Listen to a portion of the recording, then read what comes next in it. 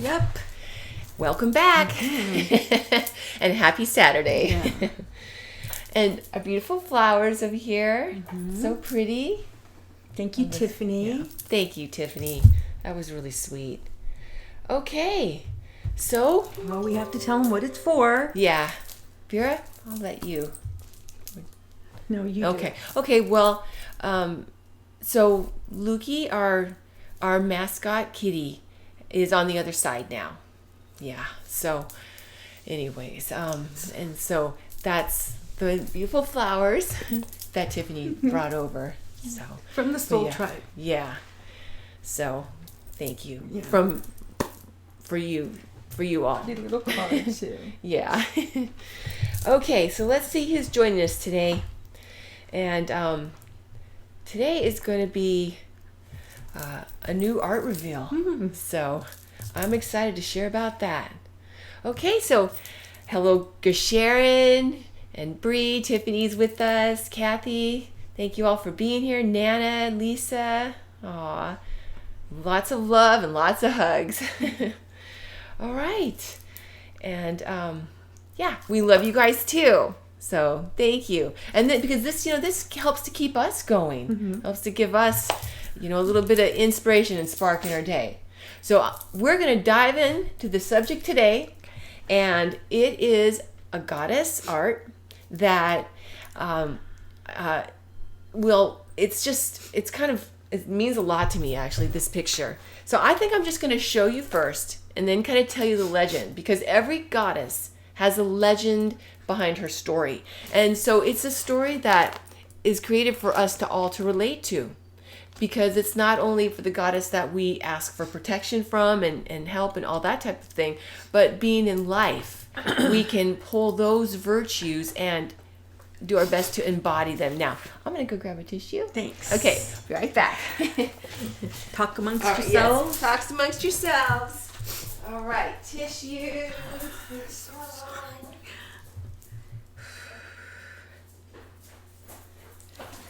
Super flash. Thanks. There we are. You're welcome. Okay. So, this is the Turkish Gypsy Goddess I'm going to show you. And she is fiery. Let's just say that. Very fiery. Can't wait to show you guys this. And here she is in her fiery glory. As you can see, her totem animal is a phoenix. So I'm going to tell you the story behind her. And okay, so maybe I'll just show her and tell you all about her. All right, so this is a Turkish, she's a gypsy queen. And her legend is that she ruled a nomadic people, and she ruled with strength, but also compassion in a time that was really just very challenging to survive, right? Because people were killing each other. Not much has changed, right? But so what she would do is she would go off in the night and sit by her own fire, and she would look and see things in the fire and get infusion, or it's like meditative, right? And get inspiration from her goddess, and then she would know when to move her people to be able to survive, and different insights into helping to keep the tribe alive. And so a stranger came along, and he had no people. He was just wandering. And out of the compassion in her heart, she allowed him in. And he ended up betraying her. It was actually out of ego and lust, because over time, he wanted to be her king.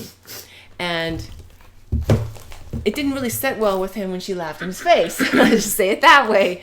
And so after that had occurred, then in the night when she went off to be by her fire, he followed her and he attacked her in the most selfish of ways, right? And killed her. So her people never knew what happened to her. They didn't know. And they ended up paying for it because they disbanded. They couldn't survive without their ruler. And so the amazing and cool thing about the legend of this story, though, is that when this happened, she became more powerful than he could have ever imagined. And that's because, it's the symbology of the phoenix. It's rising up.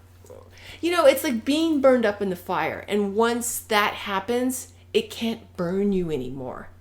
And so she became actually more powerful. And I have notes, so just give me a minute here because I was writing a lot of notes on this. But yeah. So, and she wasn't afraid either. So that's a big thing about retaining our power. Because these are all lessons and aspects of our philosophy that we want to, utilize, right? And so when this was happening to her, when she was being attacked, she wasn't afraid. And he couldn't get her, because that's, when you're afraid is when sometimes we can lose sight of, it's that part of us that no one or nothing can ever really touch or harm or take away from us. And that is what she knew when that was happening. So it was pretty amazing, actually. And it's symbolic that, no matter what happens to us in life, like even in past lives, when we are betrayed or we're killed or whatever, we come back. So it's very symbolic of this phoenix rising up, right? And it's coming back into life. Here we are again. Couldn't kill us. We're back. Couldn't destroy us. And so it's the things from other lives, but it's also in this life. Whatever has happened to us in our past becomes our strength. And that is why she is the goddess of power. And that's personal power. Because this is exactly what we're talking about. It's a reminder that, any situation, any person, any type of attack, any type of betrayal, anything could not destroy us. And we actually gain more strength from it. Because like I said, after this happens to us, whatever it is, there's a question. Then it can't burn us up. We've already been there. Mm-hmm. It can't hurt us. Okay, question. Could that be her ego too, that she laughed in his face? Well, in this story, it's not. I don't know that it was necessarily laughing in his face. Let's see, that's a good question, but it was basically turning him down. I don't know if it was really laughing, but it was turning him down. So, in this particular story, I don't believe it was her ego. But that's a great question. Yeah. Yeah, that's a good question. Lessons upon lessons, huh? But yeah. And what else did I want to tell you? So, yeah. So we're stronger than that. And also, I wanted to tell you about when I was creating this picture, I was discovering my own power. And so that's what I love about anything that any of us do, whether it's a creative, artistic thing or music or whatever you're going through, you can put that energy into, it's like cathartic when we're doing any type of thing, right? Whether it's talking to other people, whether it's growing flowers or anything that we put our energy into, it can be cathartic. And so this was very much like this for me. Creating this picture, like if you see her hands even, it looks like what I was trying to convey anyway. I don't know. It's kind of hard to see there. I see you really good. Yeah. Well, I'm going to have this image in the store by tonight. But it was like pulling up this power from within. And that's what that is symbolic of, because it was like I was really trying to convey what that feeling feels like, what it did feel like for me anyway. And to remember our power and to not give it away. It's, for me, it was like I really wanted to never allow myself to give my power away again or to feel powerless. And that is one of the ways that this legend helps us now. I know it did for me, and that's what I was trying to create. So I just love it, I love all this fire, because at the time, when I was feeling was anger. Sometimes we have anger, right? But just like the fire transforms, it was like a literal journey of transforming this anger that any of us have of anything that's happened, and transforming it into feeling our own personal power, and that it doesn't hurt us anymore. What once hurt us doesn't anymore. And that's where we can really feel our strength, is realizing that, and also helping others. When we help somebody else with something that we've gone through, our own strength rises up, and we don't feel like a victim anymore, or whatever it might be, or so affected. But yeah, so what's interesting, I have to tell you, I showed this picture to a little, I don't want to say little girl, but she's a young lady, and I had showed it to her a few years back, and it was interesting because she didn't really like this one because of the power thing, I think. Because I was calling her the goddess of power. But it was interesting because sometimes the programming of certain religions, power is only looked at as power over other people. Like having power is a bad thing. But that's where this is not that. This is personal power rising up. And that's where all this fire is coming up from within. Not in a bad way, but in a passion way. I love that. In a good way. Thank you. But yes, so I'm going to have her in there tonight in the store, and you can check her out. Let's see, was there anything else that I wanted to tell you?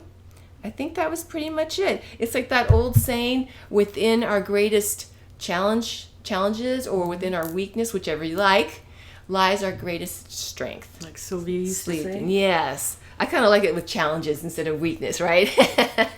But it's our strength. It's really cool. One of the things that Angus has told us through Vera is that sometimes we always have that strength. We always have that power. It's just sometimes we forget, but it's always in there sleeping. So we can just wake that up. And it's so true though, Vera. It's like sometimes just waking up is just realizing it and just going, I do have that. It's pretty awesome when we are able to find that, and that's what we're doing here. If we don't go through these things, we don't know that we have those things within us. We don't know. So it's pretty cool. But yeah. Anyhow, so just wanted to share this picture. I was really excited to share that with you. And we want to thank you for all the love and kindness that you're all, good energy that you're all sending. We love you all. Thank you for being here. And we will see you next week. Okay, reaching over.